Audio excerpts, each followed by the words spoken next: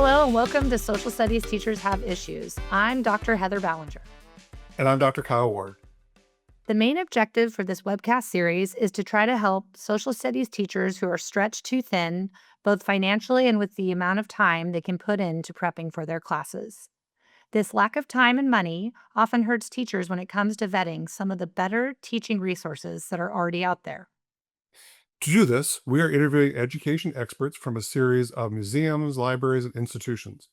Interesting enough, many of these organizations suffer from the same issue of not having enough time or money to reach out to teachers across the country. They often have to rely on social studies teachers stumbling across their website or finding one of their professional development opportunities to learn what resources they actually have. With that in mind, the issue we're going to deal with today is how to teach about the World War II era. In order to learn more about this subject and how to teach about it, we'll be interviewing Angelle Meltz, Teacher Outreach Manager, Maddie Roach, Assistant Director of Distance Learning, and Anna Keneda, Assistant Director of Student Programs. All work at the World War II Museum is in New Orleans. Welcome, Angelle, Maddie, and Anna. Thanks for joining us. Thank you for having us. We're happy to be here. And we really appreciate this. As we were talking before we started here, the main goal usually is to take the resources that you have and get them to social studies teachers across the country. I'd like to do something a little bit different this time. Let's pretend like there's a college professor in southern Minnesota who's going to be teaching a World War II class in the fall. So if all your answers could reflect ways to make sure his summer is a lot easier, that would be great. If teachers pick up something, they'd be fine too, but let's just focus on the college professor at this point in time here. So I appreciate that. Before we get into that, though, let's talk some background here. I'm assuming all three of you work at the National World War II Museum. You have an interest in history and civics and possibly education and things like that. Can we ask, like, what spurred you on to get this interest in this, and what kind of led you to the path to get a job at the World War II Museum? Angelle, would you mind if I start with you? Yeah, no, not at all. That's a great question. So I actually majored at the University of New Orleans doing secondary education in social studies. So I did teach for about 5 years, and throughout those years, I taught high school mainly. I taught middle school for a year, and then switched over to teaching high school. So civics, U.S. history, world history, geography. That was my topic and my thing. As I was teaching, I was also getting my master's degree in public administration and nonprofit leadership. So the National World War II Museum, we are a nonprofit organization in New Orleans.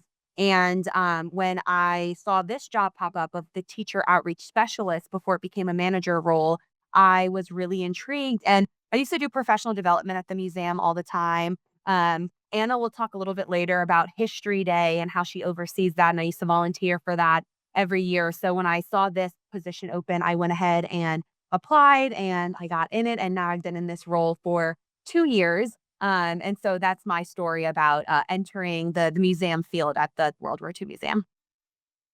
Angelle, before I go on to the others, I'm going to ask the same question for them too. When you took this job, were you an expert in all things World War II? I feel like you can never be an expert in all things World War II. So that's a heavy question. I really focused more on, especially in Louisiana state standards, you focus more on the European side. But I have learned so much about the Pacific experience during World War II. And even a lot of the home front things that you would have just never imagined. You're familiar with stories, but you really do get to learn so many niche topics working here. So I still wouldn't say I'm a complete expert, but I have gained so much knowledge working here, especially on that Pacific side. Great, thanks. Anna, can I go to you next? What put you on the path to get a job at the World War II Museum? What's your background? Sure. It was a little circuitous. So I have a background. I went to Emory University, and my degree is in political science. After university, I taught abroad. So I taught in Mombasa, Kenya for a few years and came back for graduate school, and was working in humanities councils doing facilitating National History Day. So if you haven't heard of National History Day, in Minnesota, it is quite a large deal. Um, but it is sort of a project-based learning um, program that folks can do in their classrooms. And then, there's a contest component, which is really fun. So I Participated in that as an affiliate coordinator in Maryland. My family moved to Louisiana, and I went back into the classroom for a few years and had a really fun time with middle schoolers teaching Louisiana history, which I am really passionate about local topics. And so I had our affiliate is the World War II Museum, and I had reached out to them to do outreach and come into my classroom and talk about History Day. Um, and then I got a phone call one day that said, "Hey, I heard you're moving to New Orleans. We don't have a History Day coordinator. Interested?" Um, and it was just such an exciting thing to be able to come and be a part of again, and then have the opportunity to really explore all of the other amazing programming that we do and learn a lot more. I'm certainly not a World War II expert, um, but I have found lots of really interesting and fun ways in which Louisiana specifically has contributed to the war effort. Okay, well, that's really interesting. Yeah, I think a lot of people who listen to this always make the assumption that you have to pass this massive World War II test or subject-specific test to get the job there. So I'm glad to see all three of you are smiling, kind of shaking your head, going, not necessarily. So, It's all about but historical thinking skills. ah, yes, very true. Maddie, can you finish up this question for us? What puts you on the path to get a job at the World War II Museum? Yeah. So unlike Angelle or Anna, I was not a classroom teacher. I also got my degree at the University of New Orleans in history, and then I got my master's in public history. Because when I was younger, I knew that I wanted to work in a museum when I grew up. My grandma used to volunteer here at the National World War II Museum and bring me along, and I just like fell in love with the idea of like museums or even just like public history institutions. And so as a child, I was like that's what I'm gonna do. And I went to the University of New Orleans, and there's a big digital history like courses that are offered inside of like the history department, which kind of set me on the path to be more of like a like tech sort of like digital history in that way. And luckily enough, whenever I graduated, there was a position opened here for distance learning, and I just kind of fit in very nicely and very thankfully. Before I pass it over to Heather, how often do you get asked from people like, how do you get this job or what kind of background do you have to have? It seems to be one of those like a mecca type thing where people are like, oh, if I could just work at the World War II Museum, that'd be the greatest. Does that come up quite a bit? Angel? Yeah, we host a whole bunch of educators here every summer, and when we talk about professional development, I would love to tune in on that a little bit more. But all the time, we at least have like 3, 4, 5 teachers from all across the nation, and they're like, "How do you get involved in this?" And it really is the networking that you make with fellow people. Like I said, I already knew a lot of people who also worked here, but I worked here in college as well, and I led their summer camp one year. So networking really is key. But yeah, we try to encourage folks to really like get out. Just because you have a teaching degree doesn't mean you necessarily just have to like stick into the classroom. So just to like explore different options that you may have, whether that's working in a museum or even like curriculum writing, administration work. I've always been an advocate for saying that teachers, we can work anywhere. So there's endless opportunities. Or even if Maddie, who didn't necessarily go into the education field, public educate or public history is, you can find a job doing a whole bunch of things. So how we do get that question quite often. Thank you, Heather. I'll pass it to you. All right, great. Can you explain like sort of what the main function of the World War II Museum is and maybe a little bit history of how it got started or why it was started? So, right, you're playing into my love of Louisiana's role in World War II. And so we kind of run and facilitate field trips with students all the time and ask that question: Why is the National World War II Museum in New Orleans? Um, and then we get to talk about Higgins boats, which are amazing, and that the ways in which, right, Louisiana's natural environments and amphibious need for boats to go up onto land kind of built the Higgins industry. That's why we're in this sort of warehouse area of New Orleans. And so that's really something that the founders of our museums wanted to highlight and build out. So we started as the D-Day Museum in 2000.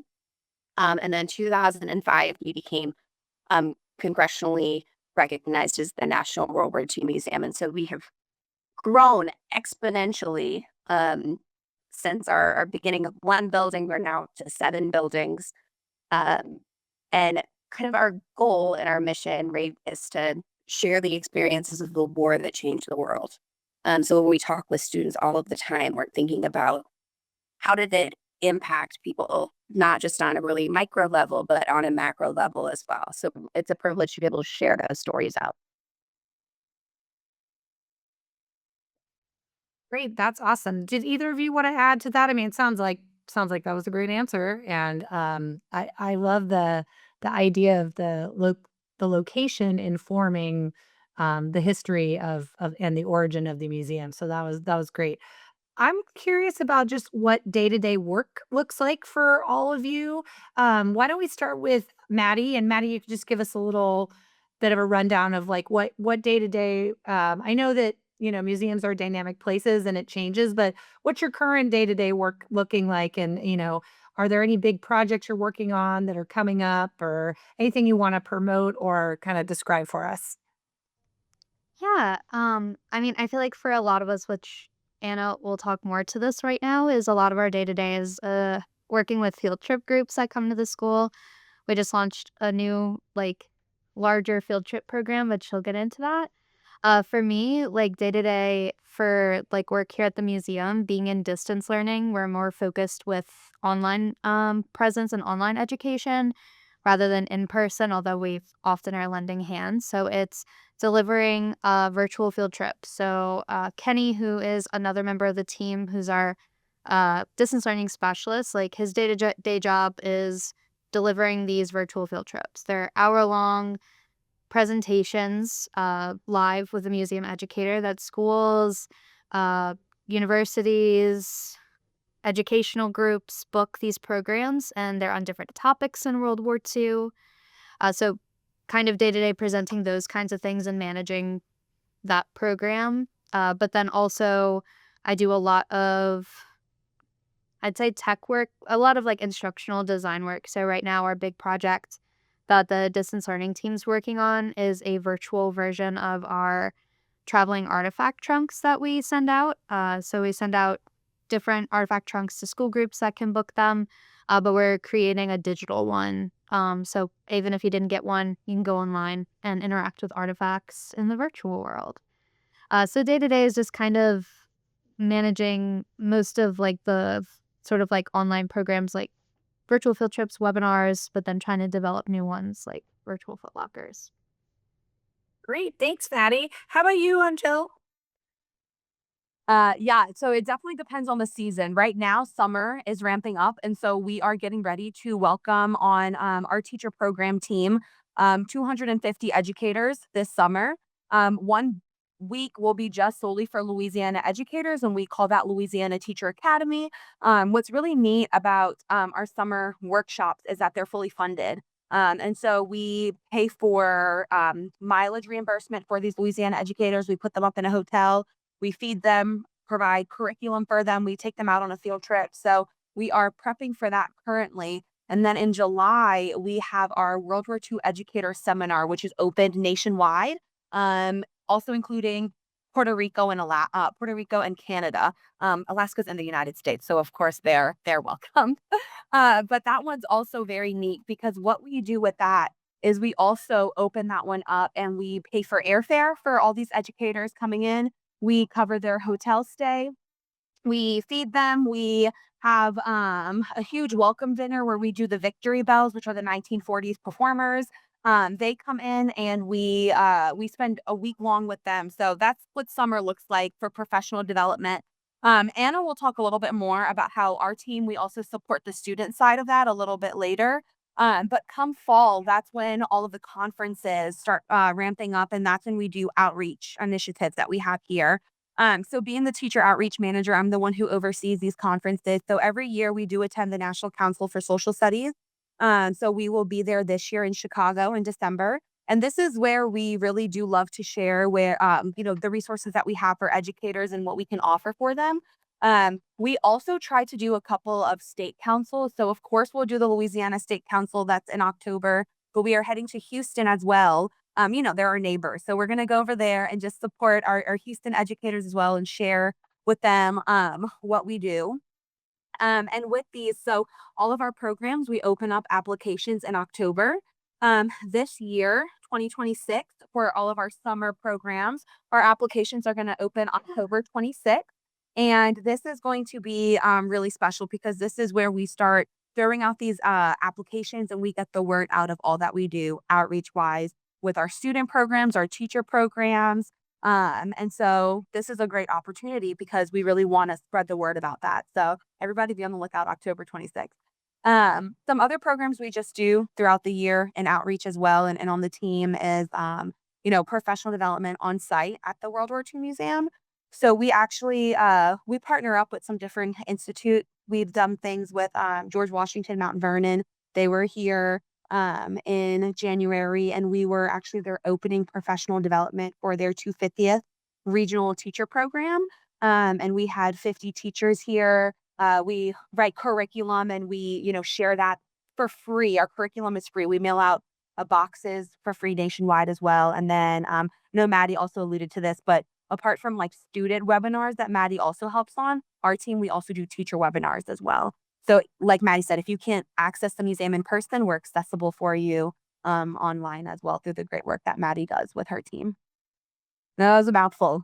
That was all great. And I love that as we're talking to museums, the theme that keeps coming up is this 250th anniversary and how different museums are interpreting that. But also there's been a lot of, I've been hearing, like you mentioned, like a lot of cross collaboration between presidential libraries and other types of museums that are working together to see, like, I don't know, kind of create curriculum about American history and civic participation and stuff. So it's great to hear, and that all sounds like exciting opportunities. The other thing that kind of struck me that we keep hearing from museums is just, and I never understood this when I was an educator myself, but most of these professional development opportunities, although they're competitive, they're fully funded. So and that is such a great service that's provided by many of these museums and other professional organizations that I just don't think teachers really know about. So I was glad to hear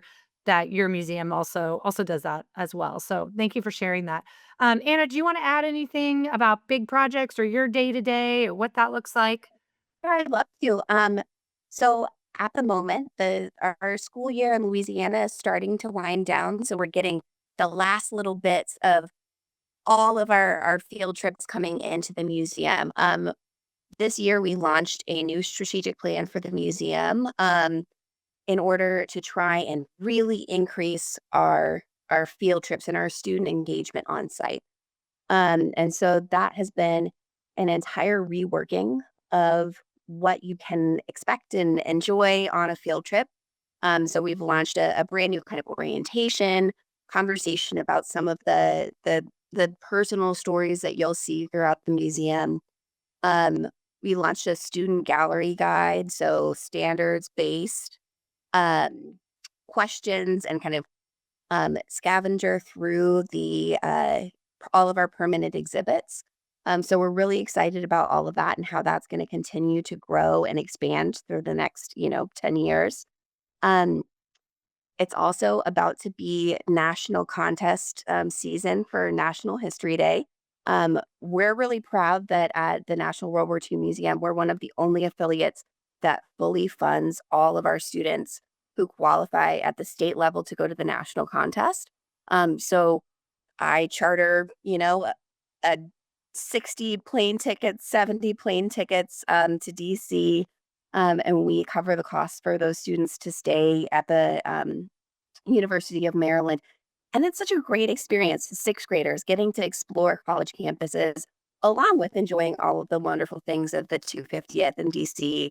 Um, so we're really, proud of that partnership that we do with the National History Day organization. We also work with them in teacher workshops. We're part of the Bezos Family Foundation workshop series with them. For your California folks, there is also a partnership in California with professional development around how do you integrate National History Day into your classroom at Sonoma State in July. So if folks want more information, I'm happy to help share that out. Um, and then what's also really fun is we get to participate in all of our residential and travel programs over the summer. So that's really what we're ramping up for right now. Our first one up is during the commemorations of D-Day. It's the Billy Michael Student Leadership Awards. And so teachers get to nominate outstanding students who really have highlighted leadership in their communities. And we fly them to New Orleans during the D-Day weekend. And so they're honored, but also get a really fun experience exploring the museum and exploring New Orleans. After that, we also have a program. I'm really jealous of all of these kids. I wish I could have done this when I was in high school, called our Normandy Academy. We have some scholarships, but the scholarships are fairly limited for this one. So we have students from all across the country who fly to the World War II Museum.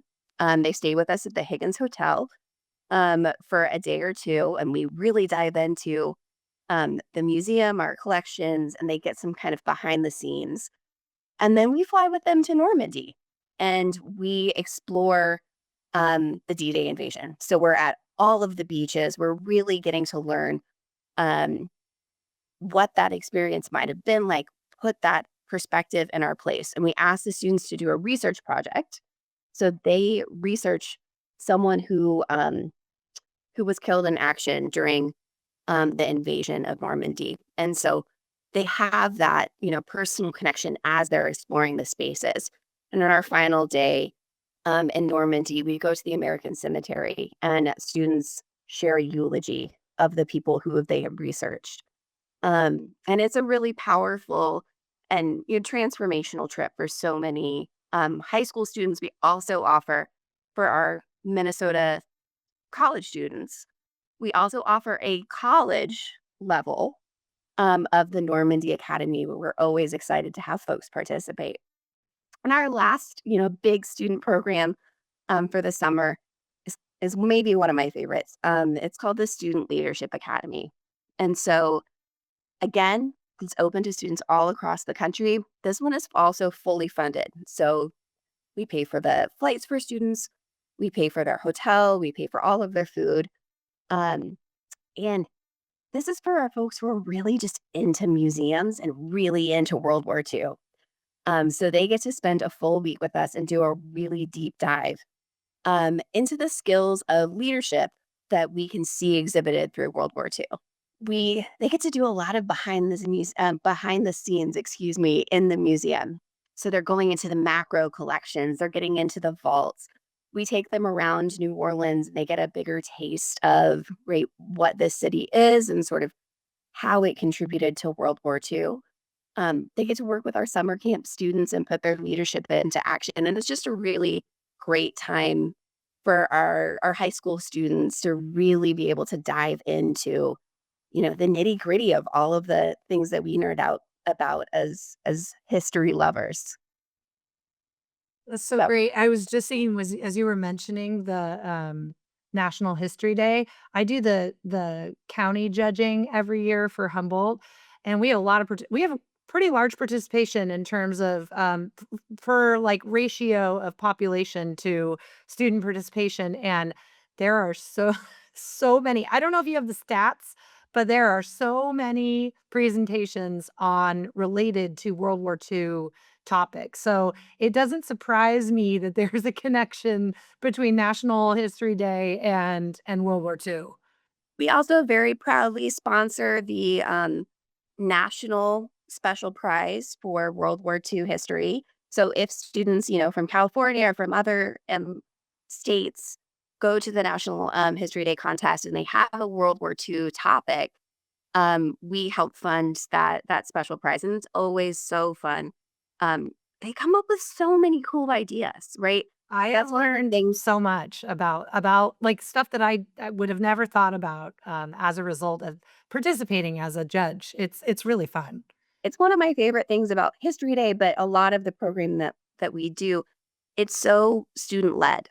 That there's a lot of agency and a lot of choice in what you want to be involved in, but also what part of history you want to dive into, and it really encourages that deep dive and historical thinking skills. Yeah, that's been my other thing is that encouraging like you don't need to know everything about World War II, but if you have those historical thinking skills, you can learn about any historical topic, and you know how to access the resources you'll need to complete your research. So that was great. Thank you so much for sharing about that. As I said when we started out, we're going to focus just on a college professor from southern Minnesota. So Heather, I took it that Anna was inviting me to go to Normandy. Did you get that too? What I was hearing was that you don't even have to teach the class. You just have to invite her in, prep the students for their trip. She takes them on the trip. You can go if you need to, or you want to if you're available. And then you guys can just do a final project on what they learned for the trip. We do offer college credit for those courses. We partner with universities. Well, now we're Um, working Kyle out of a job. So careful, Anna. Just kidding. I'm kidding. We're going to edit that part out. We're Moving on that to your part's not good. next Just question. kidding. Yeah, No, I for think sure. that is sounds like a really exciting. I would have loved to have been a part of either of those trips. Either I can think of so many high schools. My daughter's a sophomore, and it's like she probably wouldn't want to go on that trip, but I can think of a lot of her friends that would be. I will definitely. I think spreading the word about opportunities like that, particularly. Kyle and I both come from rural areas where opportunities for kids to engage with trips like this or I would imagine are prioritized in the applicants so that you can get kids to explore historical topics and get out of town, so to speak. Yeah, cool. Angelle, I'm going to start this next question with you and then have the other two chime in a second here. It was a number of years ago, but I was went to a conference and the conversation came up and it was about like history textbooks, and there was a history textbook publisher who made the comment, said, well, we're going to condense World War II down because we're going to do the World War era. We want to do 1914 to 1945. And if anybody's been a classroom teacher, you know that I got so many things to cover in my US history class, and if we're going to move World War II down to like a 2-week unit in the World War eras and things like that, it's kind of taking away from it a little bit here. If I'm a new teacher and I'm planning out my spring semester and I got to cover World War II, what's the importance? Why should I spend time on this and not just consolidate it into a unit on the World War eras? No, absolutely. I love that question because when I first started working here, I actually created a guide on how to teach World War II based on how much time you have in the classroom. It's just, at the World War II Museum, we just feel like we have an enormous responsibility to really tell the story of World War II. And so we try to reflect that with a lot of the curriculum that we have. And to do it justice, it's so hard to skip over just like the importance of what World War II was. And at the museum, what we do is we follow the state standards. But, you know, we have a team who looks at the curriculum and standards all throughout the United States. And so most of the 50 states and Washington, D.C., there are state standards that focus on World War II. And of course, like World War I, looking at that era and, the Great Depression, but really focusing on what happened during World War II. So if it's okay with y'all, I actually have it pulled up some of our curriculum that if I can share on the screen, are y'all okay with that? So this is our main curriculum that we have here at the National World War II Museum. And if you see something that we do, we focus on the different parts of the war. So we focus on the war in the Pacific, which is, a part that, like I mentioned earlier, a lot of times it's often skipped over.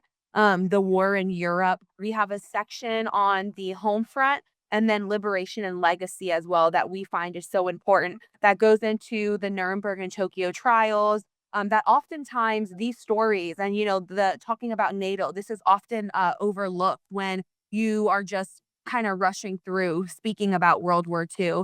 Um, we also offer some specialty classroom guides. So we felt that it was important to talk about women during the war. So our War II talks about women in service. We have one on African American experiences in World War II called Fighting for the Right to Fight. We have one on the Holocaust, and then one specifically to Louisiana during World War II. Something we also love to highlight as well when it comes to our curriculum is that we also offer STEM curriculum as well. We are a, history museum, but so much of World War II is STEM integration. So we have little engineers, real world science, and STEM core live for elementary, middle, and high school. But we just have so much to share. It's so hard to brush that through if you're just going over like you said, like the war eras. No, like we have so much we want to share, especially at the World War II Museum.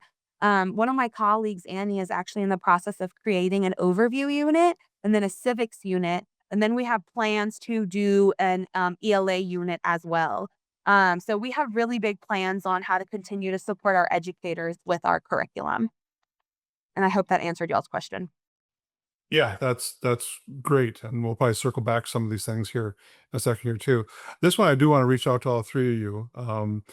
I've talked to other people at museums and different institutions and things like that too. When people find out that you work at the museum or when you're in the museum itself, are there things you wish teachers or students knew, or are there misconceptions about World War II that you hear over and over again? It's like, if I had a minute to talk to people and say, you've got this wrong. This is not correct, or it's a different perspective on it as well here.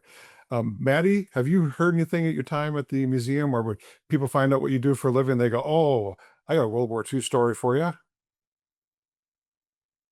Yeah, I mean, like, all the time. I think that it's usually, like, when you introduce yourself, like, it's probably one of the things, like, especially with, like, older people that I encounter, it's, like, the first, like, topic, like, the thing that they can pull out and be like, "Oh, like, I can talk about that, like, I can talk about World War II," and it's always often, like, my now it's at the age of, like, my grandfather, like, served in World War II, like, I think he did this, and it's often that we get, or at least for me, like, I get questions of, like, how can I, like, find out, like, what my family member did? Like, can you help me research, like, this specific, like, thing that I think that my family member did in the war? Which thankfully we have, like, a research service through the historians that do something like that. But I think, like, a very common, like, misconception about, like, this museum or, like, coming to this museum, for me, most of, like, the experience that I have is with, like, more, like, local people, and it's that, like, it's in Louisiana, and people, like, in New Orleans, like, they don't actually go to the World War II Museum, like, it's not for people from New Orleans, but, like, very common misconception, like, you should still come and, like, come to the cultural institutions, like, even in, like, your local area, wherever the people are that are watching this as well, like, go into those cultural institutions, like, museums that are in your, like, city, your state, even if it's like, oh, like, I've maybe been once, like, in middle school, you should, like, keep going back to those places and, like, see what's new and, like, keep learning and keep supporting, like, your local community resources in that way. That's great. Thank you. Anna, the things that you've heard that people get wrong about World War II, or misconceptions, or what do you want teachers to know as they're teaching these subjects? Um, well, like Maddie, I often encounter folks who want to share their family stories, and I think that's so wonderful, right? Like, I love, helping Angelle out with outreach events because you do get to hear those personal stories. Um, I think one kind of misconception that a lot of people have about the World War II Museum is that we're just going to here to talk about tanks and the guns and the airplanes, and we do. We've got all the tanks, all the guns, all the airplanes, and they're pretty fascinating and interesting to learn about and to see. But what's so meaningful for me at our museum is that we really talk about the ways in which the war changed not only battlefields, but the home front, right? Every aspect of individuals' lives. And so you get a much more nuanced and well-rounded view of the war and its impact, at least specifically on the American experience, because that's the focus of our museum. Sometimes that's another misconception is, okay, why aren't you talking more about the Germans? Why aren't you talking more about the French? And that our museum really does have a very narrow focus because it's such a huge war, right? That we have to kind of narrow that down in order to have a viewpoint and have something to say. So those are maybe the two that I really hope that teachers and folks who come to the museum kind of get, that it hits on the social aspects, but also has a very specific viewpoint. A good point. That's a very good point. Angel, do you have something you want to add to this? Yeah, I'm gonna take it a different direction though, which is quite funny because considering we're the education team, but a lot of times people don't know that the National World War II Museum has an education team solely here for teachers and students, K through 12 education. And that's why we, with our outreach initiatives that we all take part in, we try to spread the word about just the different things we have. But how many times do I get a day that people had no idea that we have programs for high school students to come down to the museum over the summer for Normandy or like the Student Leadership Academy, or how many I did a homeschool conference about a month ago, and homeschool educators are educators, and even they were so shocked when we were giving them curriculum. And I was like, if you can't make it down to the museum, we have virtual resources available for you. We have virtual field trips, we have online curriculum, and so different things like that. One program that we started, we call it World War II to You. It's our National Teacher Professional Development Ambassador Program. And so we've hired out teachers, 12 of them all throughout the United States, located in geographically diverse regions. And these teachers are leading professional development for us across the nation and in different conferences in their school district. And this is another form of outreach that we've done to help that they can help us spread the word of what we do. And again, so many people are so shocked that we have that. And then I know Anna talked about it earlier, but then they're like, "Oh, are y'all in Washington D.C.?" And all our ambassadors, and even us when we travel, we're like, "No, we're in New Orleans. Don't be shocked about that." But yeah, something as simple as a museum having an education department is something that when I started working here in the education team, I was so shocked that people just didn't really know about. And that's kind of the motivation for this webcast, is because a lot of people just don't realize how much work you've done, the resources that you have, and things like that. So, Heather, I'm going to go to you. You showed a little bit about our website, I think, about your website. I think it was Angelle who showed a little bit. I'm wondering if, though, if I'm just most of the, we're anticipating that our audience is going to be mostly student teachers, new teachers, although Angelle added another layer, like maybe homeschool, teachers who are teaching out of the home. This whole idea of just kind of being new to resources and trying to figure out how we can bring World War II to life for our subjects. I'm wondering if one of you and maybe Maddie's the best person for this, since you're in charge of the sort of the online component of it. But if I'm from home and I'm just beginning to sort of understand what the resources for the museum are, if you could walk us through your website a little bit and show us kind of the key places to start our journey, and then if you have like a home run activity that's really popular with the teachers, we'd love to hear a little bit about that as well. Yeah. So I'll go ahead then and share my screen. So when you come to the museum, like if you were to Google like National World War II Museum and click on the museum's website, this is the first page that pops up. But for our teachers and also for students who maybe were exploring on their own, maybe our college students who were wanting to explore on their own, we have our Students and Teachers tab, which if you click on it is kind of the main page that Angel showed earlier, where it's our hub for all of our resources for K through 12 teachers and students, although it applies to college students or even college professors today.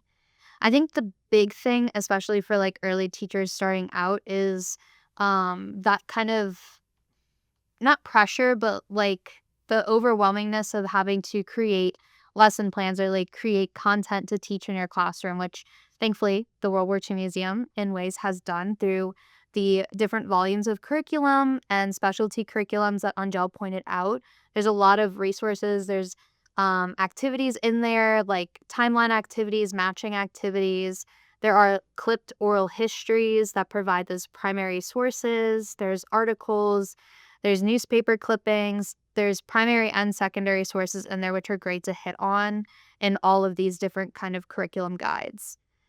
Along with that, we do have our specific student educational experiences. So a lot of the things that Anna touched on, which are in-person field trips, our student travel programs, National History Day, Billy Michael, as well as a student writing contest.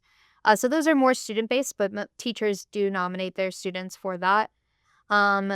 We also then have our specific classroom resources. So for a teacher just starting out or wanting to kind of increase their World War II content knowledge or World War II resources in the classroom, there's those curriculum guides. This first tab, a guide on teaching World War II, is a thing that Angelle created, which is super helpful because if you have one day, if you have a week to teach World War II, if you have 2 weeks, it kind of portions it out that way. So whatever time you have, there's some way to fit World War II into your teaching. With that as well, primary sources, we have our traveling trunk program, Operation Footlocker. It'll open up on the first Monday of August, and it sells out quickly because it is a completely free program where we ship artifact trunks to classrooms. They keep them for a week, they ship it back, and we even provide like the return label. So like it is completely free of charge. You just have to sign up, and it's such an in-demand like program that sign up fills up quickly. And then some other things too, different projects like Victory Gardens, which is really great with the littles, getting a scrap, another one for like very like upper elementary, middle school.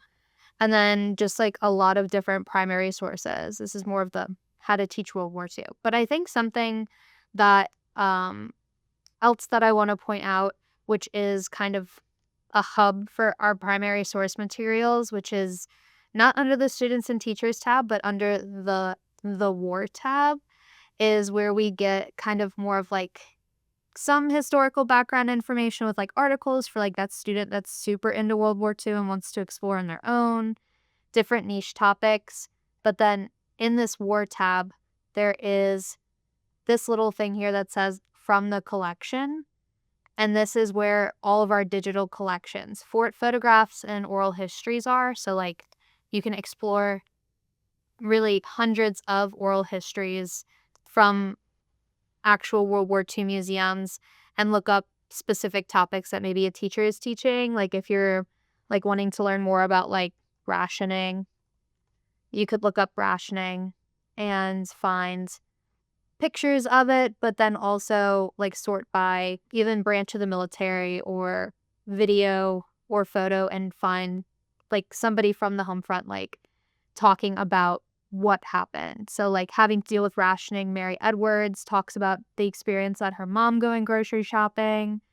And so I think that that's like a great resource that not a lot of people know that's out there. So I think for like teachers, maybe just starting off teaching, coupling like our different curriculum, especially that how to teach World War II one with the amount of time, along with finding actual voices and like these good primary sources is a really nice way to do that. We also have things like virtual field trips for people who are far away, which is inside of our students and teachers tab under distance learning. And those are things that are in K-12 distance learning that can be viewed in the classroom and are a great way to kind of introduce topics to. Virtual field trips are a bunch of different topics ranging from the home front to even like specialized, like different groups of people in World War II, like Japanese Americans, African Americans. There are like 13 topics. But then even like if you need like a video on different things, we do have short form video content or even long form content that are documentaries. Our electronic field trips are documentaries like built for students on a bunch of different topics, including like the end of the war, the Holocaust, manufacturing, Pearl Harbor.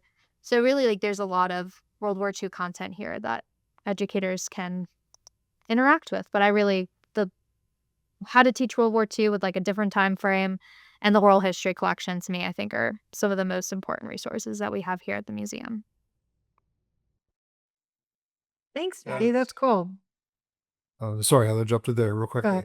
ahead. Yeah, Maddie, if you wouldn't mind, I'm going to show my bias real quickly. If you could share your screen again and go back to the see you next year, could you show that? Heather, are you familiar with this one? No, I I absolutely love this. This gets brought up in every one of my classes, both the World War II class, but also my social studies methods classes, because they've done a brilliant job of scanning in like high school annuals, high school yearbooks from the World War II era. And I love it as a primary source because I could tell my students, hey, just go to your school library and you can find the exact same thing. You're going to find their connection to it. And they're just, as you can see here, they've just done a masterful job of Oh, scanning it, and they ask you, there's questions that go along with it too. The one that my students, because I think there's like 4 from Minnesota that they did, and they try to hit most of the states here. But there's one from Arkansas. I can't remember the city name, but it was part of the a Japanese internment camp. So it was it's an odd thing to look at, that you see these Japanese Americans in a school, a very normal school, but you know why they're there. So it's really, really fascinating thing there. Maddie also did a fantastic job of already covering this, so I'll throw this out to all 3 of you again, just let you chime in. I do teach a World War II class, so I get to be very selfish here. If a student does want to do more research on this, Maddie kind of covered a lot of these things. Is there anything that she didn't mention that if I'm a college student and I got to write a research paper on, that the World War II Museum might have? We always encourage, if anybody has any questions, to reach out to one of us so we can send them to the appropriate person on our team. Most of that time, it is us sending them to one of the historians. We've had college students reach out and wanted to do a Zoom with us, and we'll get on a Zoom. And I've recently, actually last week, I had a high school group who wanted just some more information on the Flying Tigers.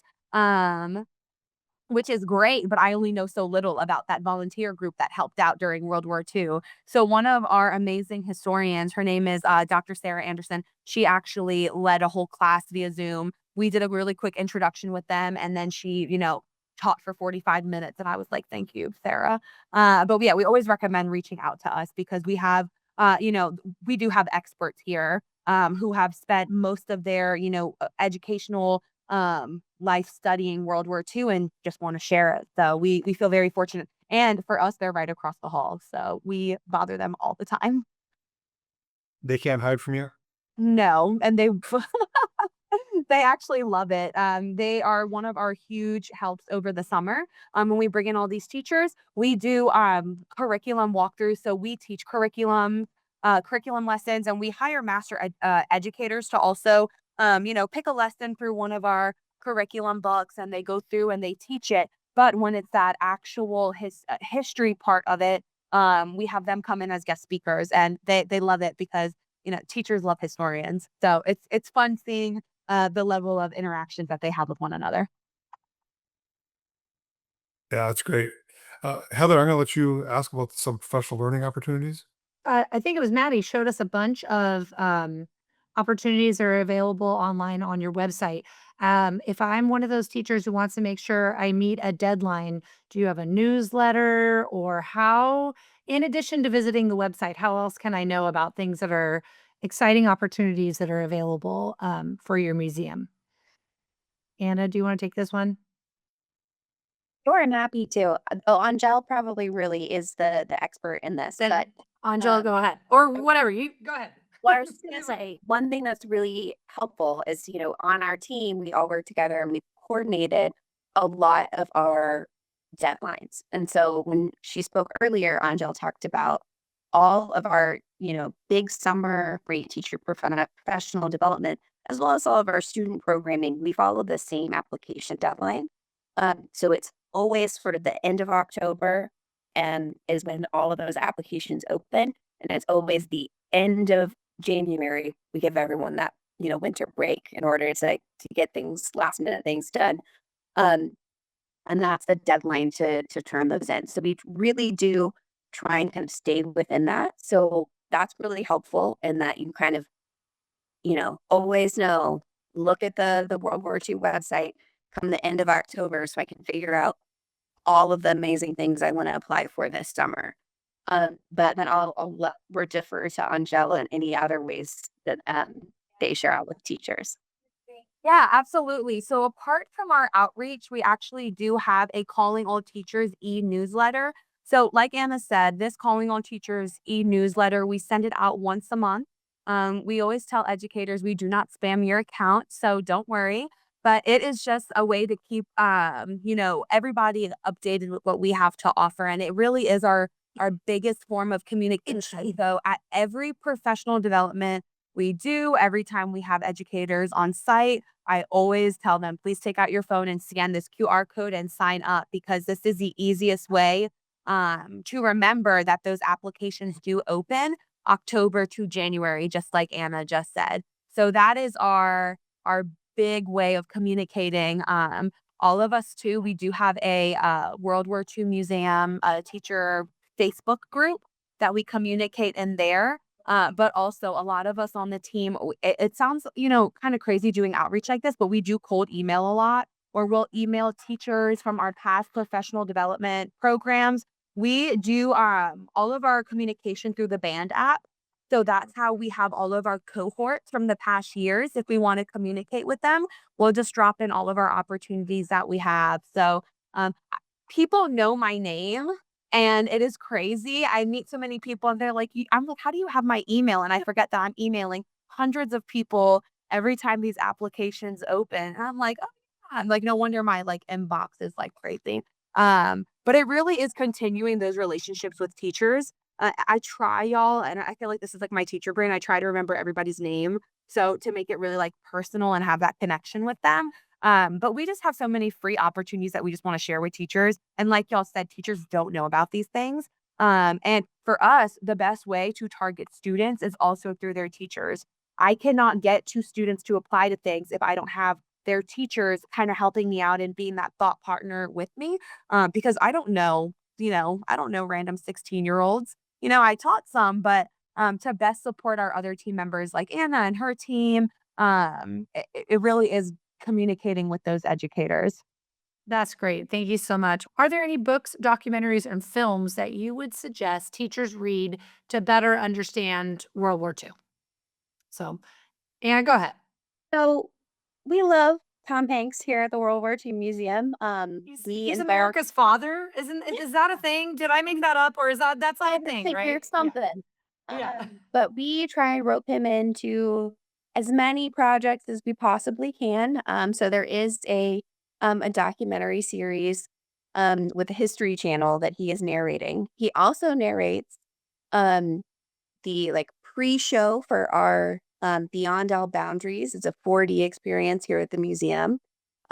We just redid it and had him come back and redo all of his words, and comes for other great things at the museum. If I was a kind of beginning teacher, let me think of a few things. So there are just, as you mentioned, right, kind of countless books and documentaries and things like that on World War II, because it's such an expansive topic.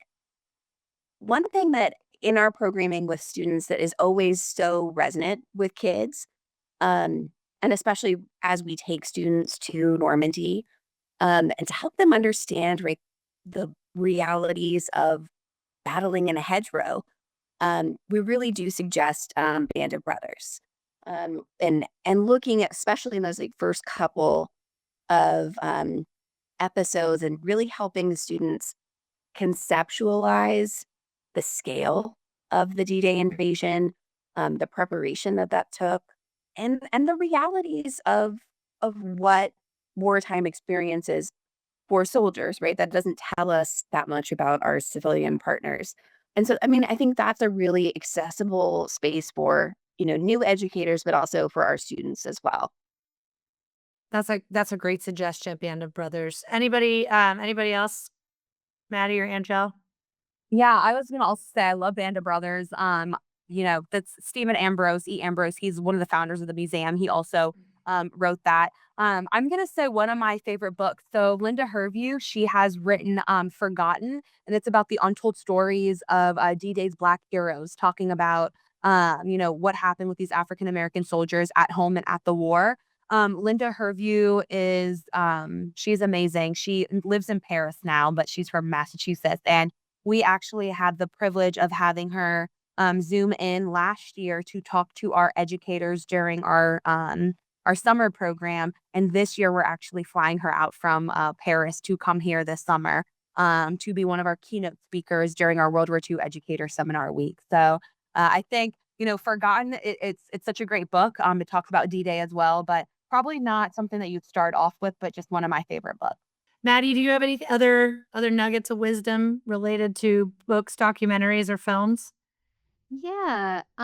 So I think that for me, for like books, anything that was written by Steve Sheinkin or Sheinkin, Sheinkin.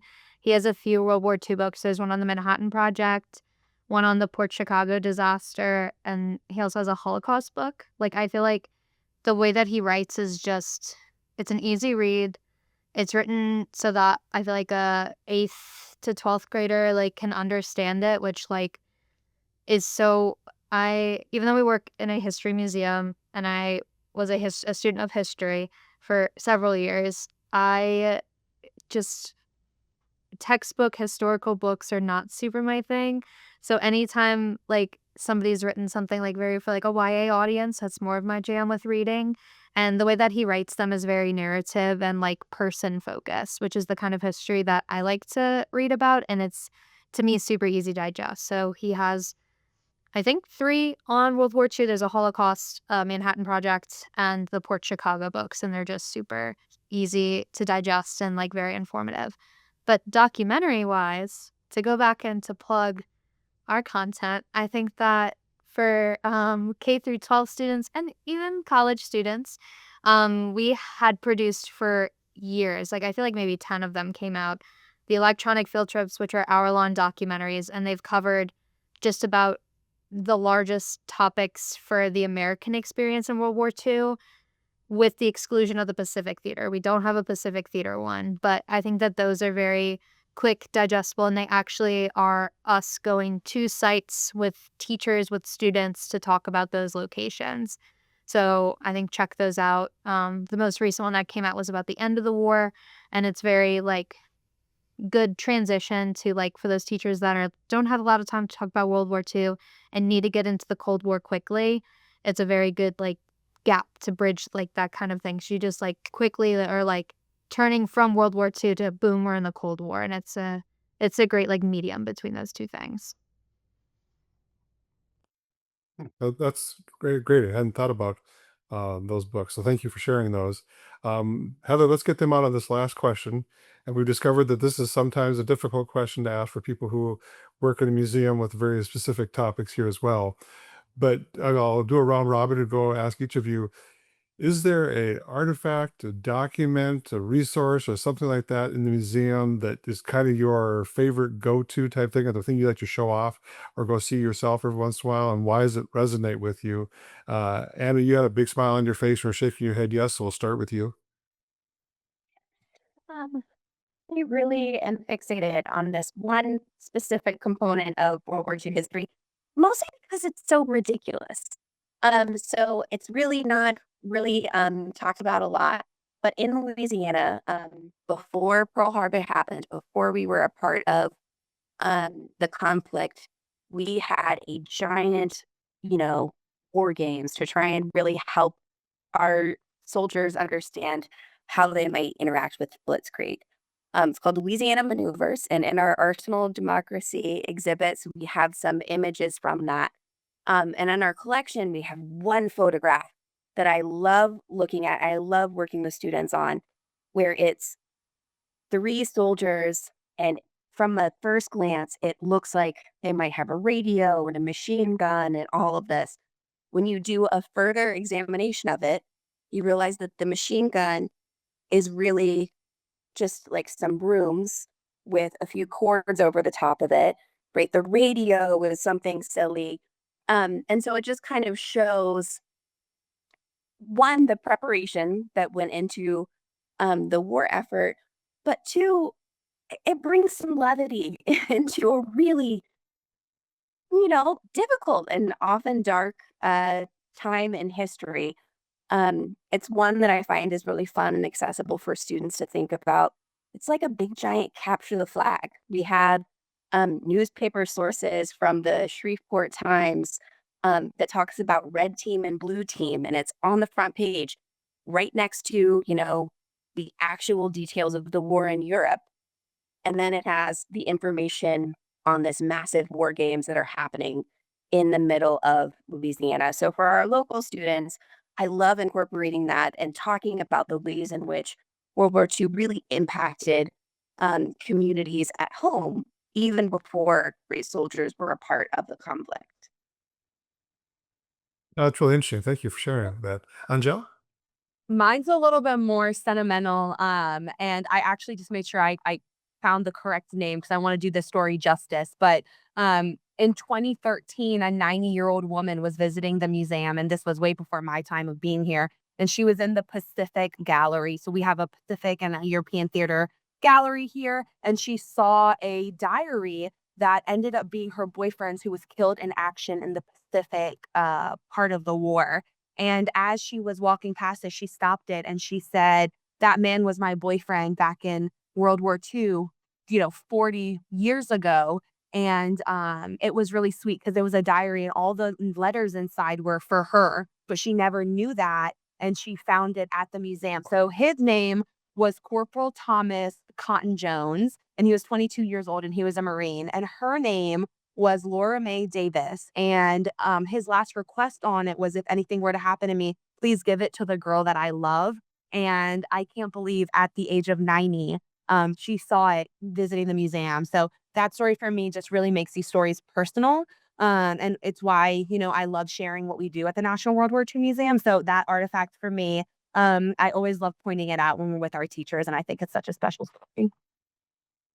Yeah, that's a great story. Maddie, can you finish us off with this topic? What stands out to you?